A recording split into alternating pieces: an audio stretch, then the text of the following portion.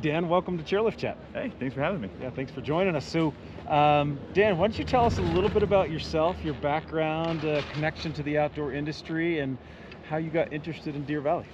Yeah, so I've been in the outdoor industry for most of my career, mainly on the product side, but also the guiding side. Ever since growing up young, I've been involved in it with my family, so it's always been around in my household.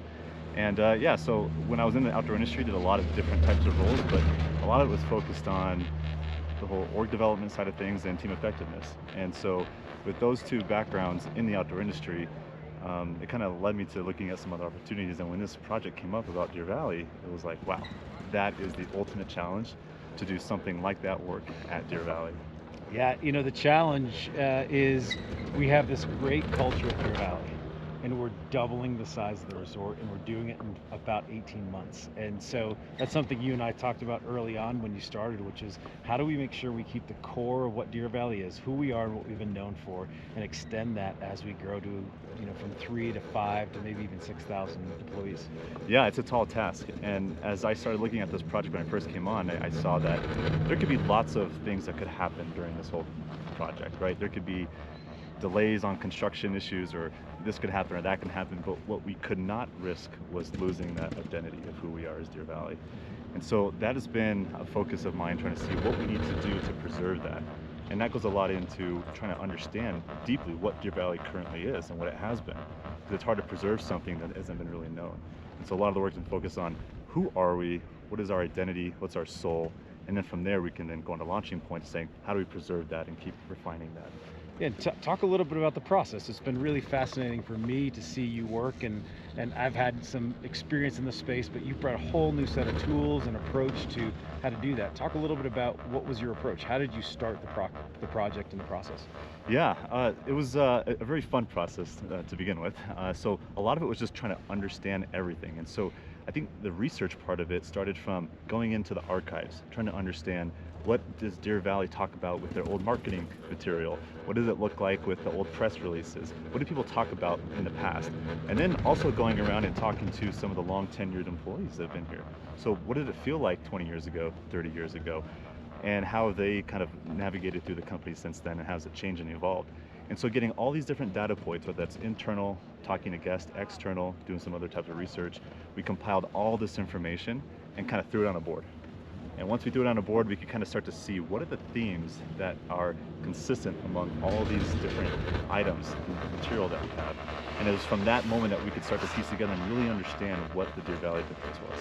Yeah, that's great. You know, we've talked a lot about how the Deer Valley difference for many, many years was just passed down from employee to employee, which is an amazing way to do it. And that works incredibly well. And when you have 80% of your employees returning and 20% new, let's say, then the folks that have been here for a long time can just simply teach by cultural osmosis how we do it. But you and I talked a lot about, we're not going to have that luxury as we're adding hundreds or thousands of people at a time, that it's not the mix and the balance of new and returning is going to be different. And so, you know, talk a little bit how we kicked off this year for all employees, both existing and new employees, and how we kind of it didn't really reset, we just kind of reinforced the Deer Valley difference. Yeah, kind of that recentering piece of it, trying to get everyone on the same page about what the Deer Valley difference is. Yeah, so that process of going through all that material helped us identify to what those common themes were and define what that Deer Valley difference is. And so it's so important to try to figure out how to articulate that so you can kind of put that information to a potent dose that you can give someone who's brand new. Because we can't afford, like you said, to have 1 or 2 years of people trying to assimilate to the culture of learning what Deer Valley difference is. And so with all that work, we put together something that we have right here. It's called a little pocket guide. So this is the guide to the Deer Valley difference. Yep. And inside this pocket guide talks about our legacy, our history, what the Deer Valley difference means, what are the components of it, how do you act on it, and make it something that's real. And everyone got one of these. We've been talking a lot about it. So now we kind of have a little more of a North Star, or a map, if you will, about how we can not only live it, but also deliver it. Totally agree. And what's cool about it is the content of that book is it's not a marketing effort, although I love my marketing partners. It's not a PR product.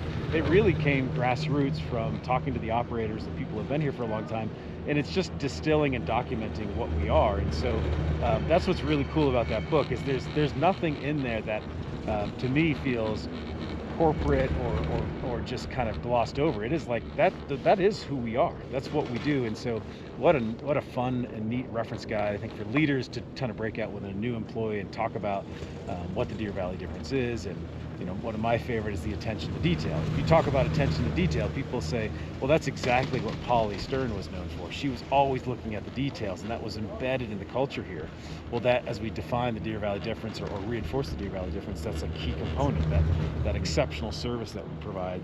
It's there. And then what's neat about the pocket guide that was your idea to bring to the team is that just reinforces with all the training materials that we have for onboarding and when people are in their areas. So all the pieces fit together.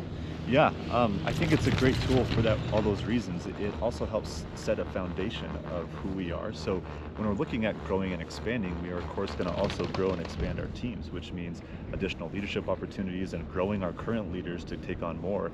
And when they have something to be founded on, like a strong culture, it's much easier. Their grasp extends much further away because one leader can't be over this massive terrain that we have coming up, but so you have to leverage culture to be able to be that assistant leader for you as the teams are growing and scaling. Absolutely.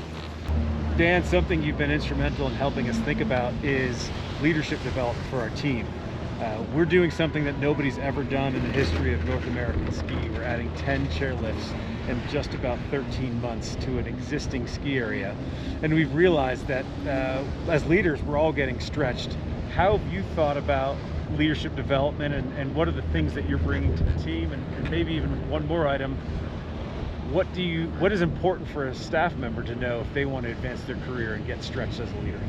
Yeah, so I think there's two components of it. There's a educational piece of trying to learn more about the business, learn more about best practices, learn more about some of the best ways to go and build and scale a team, which that's some kind of content that we're putting together and helping leaders learn. But I think what's more important is actually going and doing and trying it out and trying to push and pull on some of these unique projects that we have. And so there's all these different special projects that we have that we're trying to build out, and so we need people to help work on these stretch assignments. So it really helps them kind of learn and grow as a leader, put into practice what they've learned, and that's going to prepare them for that larger leadership role in the future. And if someone wants to be to grow their career, what do you recommend to them? I would say reach out to your leaders and talk a lot about how you would like to help. Let them know your aspirations. Let them know about your willingness to help and to do things, and seek for those opportunities, because there are many. And as much as you would like to do stuff, reach out and try to find things to do, because there's a lot to do, as you can tell. Yeah, I think it's important for staff members who want to grow their career, be really clear on what the things you might be willing to do, things that you might not be willing to do. Tell your leader, but also tell you when they see you. Yes. Give me a heads up. The more people that know where you want to go, the more we can help. Dan, thanks for your time. Yeah, of course.